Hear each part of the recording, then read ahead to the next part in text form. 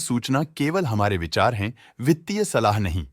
निर्णय लेने से पहले खुद शोध करें।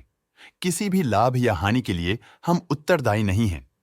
आज हम देख रहे हैं स्किपर लिमिटेड के 2025-26 Q1 की standalone financial performance. Starting with the sales, पिछले क्वार्टर से सेल्स में -2.5% का डिक्रीज हुआ है, मगर कंपनी ने पिछले साल के मुकाबले 15% का सेल्स इंक्रीज रिपोर्ट किया। Expenses -3% quarter on quarter decrease हो गए हैं, जो साल भर के 14% के राइज के साथ अलाइन करता है।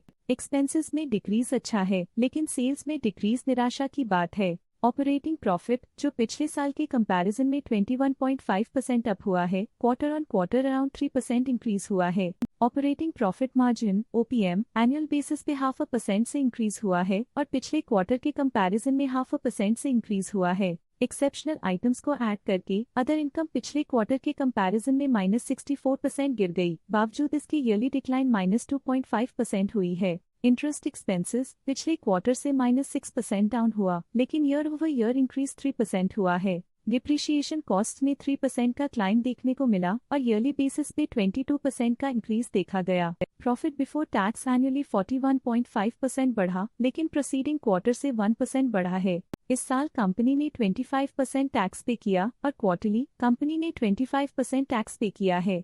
नेट प्रॉफिट ने ईयर ऑन ईयर 41.5% का इंक्रीज दिखाया, लेकिन लास्ट क्वार्टर से 0.5% का इंक्रीज हुआ है। इस क्वार्टर में कंपनी का परफॉर्मेंस ठीक रहा, ऑपरेशनल एफिशिएंसी में कुछ सुधार हुआ है। वहीं अगर एनुअल एनालिसिस की बात करें तो इस साल कंपनी का परफॉर्मेंस काफी अच्छा था। अर्निंग्स पर शेयर EPS में साल भर में 1% का इंक्रीज देखा गया, लेकिन क्वार्टरली में 1% की बढ़ोतरी भी नजर आई। इस क्वार्टर में कंपनी का EPS ठीक रहा, ऑपरेशनल एफिशिएंसी में कुछ सुधार हुआ। स्किपर लिमिटेड के फाइनेंशियल स्नैपशॉट को रिव्यू करते हुए कुछ मुख्य ट्रेंड्स सामने आए हैं, जो कंपनी की परफॉर्मेंस पे रोशनी डालते हैं। जून 2022 से जून 2025 तक स्किपर लिमिटेड की फाइनेंशियल जर्नी में सबसे पहले बात करते हैं सेल्स की। इस साल सेल्स में 25% की वृद्धि हुई है और पिछले 4 सालों में लगभग 1.5 गुना की वृद्धि हुई है, जो एक निरंतर अपवर्ड ट्रेंड को दर्शाता है। पिछले 3 साल से सेल्स लगातार बढ़ती जा रही है, जो मार्केट एक्सपेंशन और कंज्यूमर डिमांड में वृद्धि को दर्शाता है।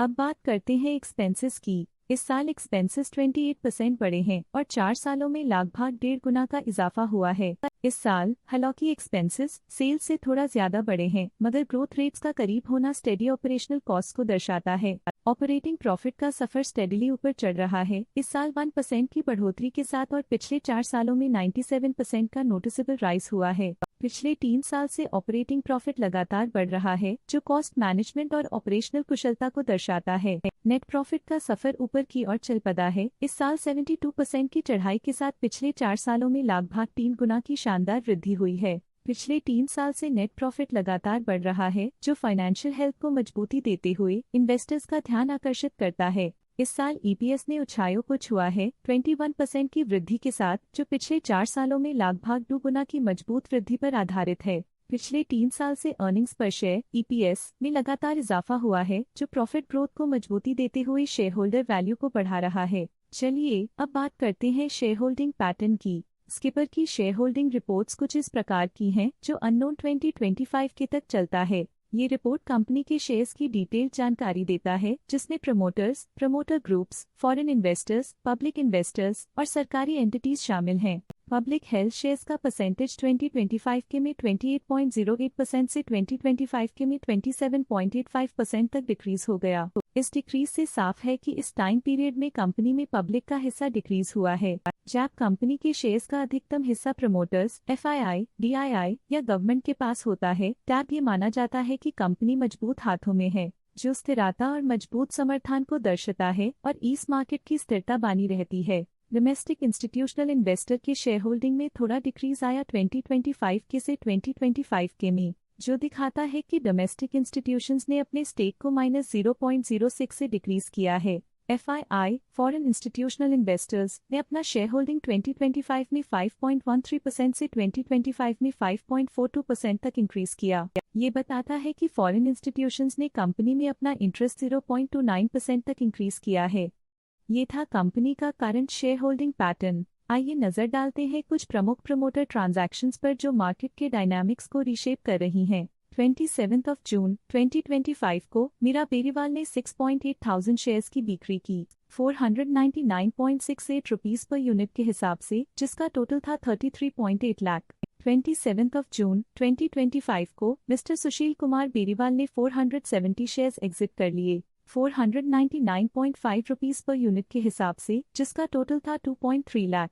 उम्मीद करते हैं कि इस क्वार्टर के प्रमोटर डील्स का ये विश्लेषण आपको पसंद आया होगा और उपयोगी लगा होगा। आइए नजर डालते हैं कुछ प्रमुख DII ट्रांजैक्शंस पर जो मार्केट के डायनामिक्स को रीशेप कर रही हैं। 2 मई 2025 को ग्रेविटॉन रिसर्च कैपिटल LLP ने 6.5 लाख शेयर्स इन्वेस्ट किया 481.34 रुपीस पर यूनिट के हिसाब से, जिसका टोटल था 31.4 करोड़।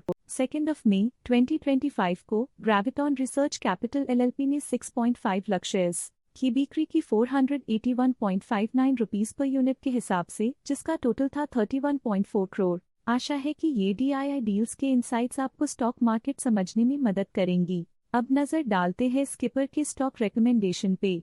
इस स्टॉक का करंट प्राइस 623.4 रुपीस चल रहा है। ICICI सिक्योरिटीज ने स्टॉक की बाय रिकमेंडेशन दी थी। उन्होंने स्टॉक का टारगेट प्राइस 635 का अनुमान लगाया था। रिकमेंडेशन के समय स्टॉक का प्राइस 582.3 चल रहा था, जो करंट प्राइस से 10.3% अप है। आज के लिए फाइनेंशियल सेक्टर में इतना ही। देखने के लिए धन्यवाद। स्टॉक लेटेस्ट न्यूज अपडेट के लिए चैनल को सब्सक्राइब करें और वीडियो को लाइक एंड शेयर करें।